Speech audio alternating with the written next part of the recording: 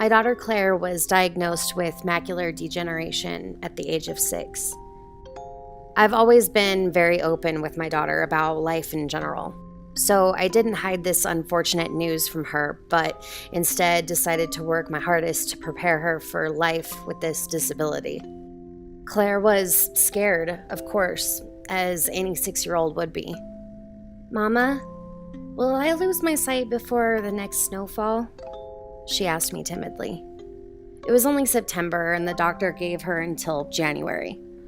Still, I didn't want to get her hopes up too much, so I told her we would leave it in God's hands. In the meantime, I read every book and blog about helping a child to cope with blindness. That was how I found out about Blind Belle.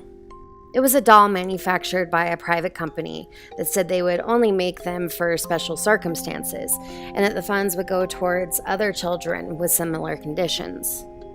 Despite the odd name, I did actually think that the doll looked somewhat pleasant.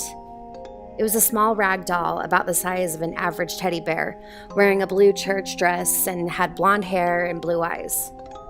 She had a nice smile, and according to the webpage, had a built-in voice box that can say certain phrases so that your child wouldn't feel lonely or lost. I had planned to buy her a new doll for Christmas, but as time slipped by, I realized that the doctor's initial diagnosis was wrong, and she wouldn't be able to wait until then. So I went ahead and ordered it, hoping to surprise her around Thanksgiving. Sadly, though, when the box came in, I was the one shocked to see that the doll was badly damaged.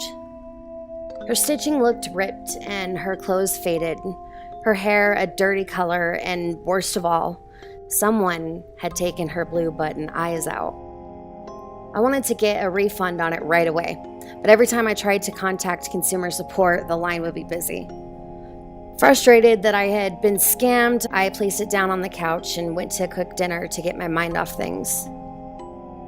A few moments later, I heard Claire squeal with delight, and I looked in the living room and saw her playing with the doll.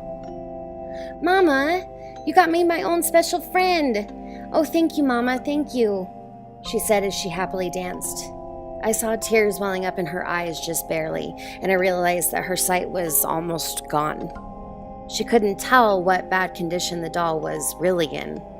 I didn't have the heart to correct her, so I let her keep it. I figured that I would be able to sew her up and make her as good as new, but Claire almost never let her leave her side.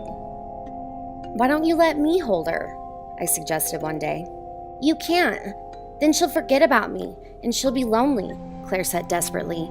I couldn't argue with that. Still, some of what Blind Belle said started to bother me. "Don't ever leave me," she would say sometimes when I walked by Claire's room. "Don't be afraid of the dark. I'll be right here," she said when I tucked Claire into bed.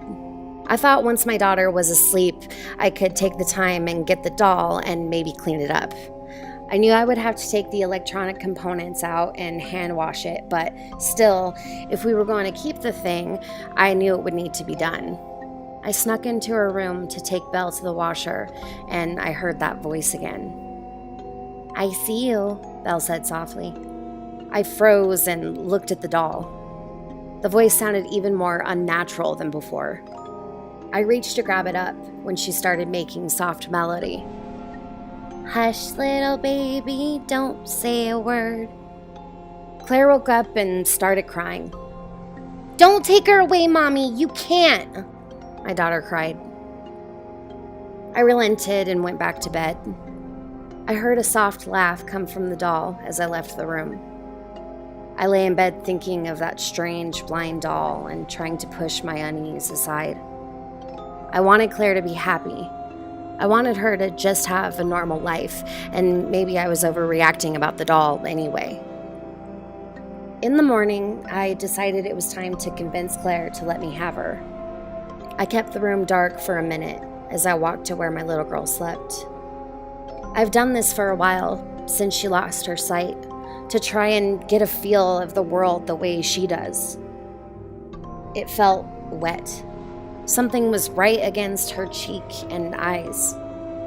I turned on the light and screamed in horror. My little girl was lying there, her eyes ripped from her skull. The scream only became louder when I heard Belle giggle, and I saw Claire's blue eyes staring at me from within her stitching. "I see you, Mama,"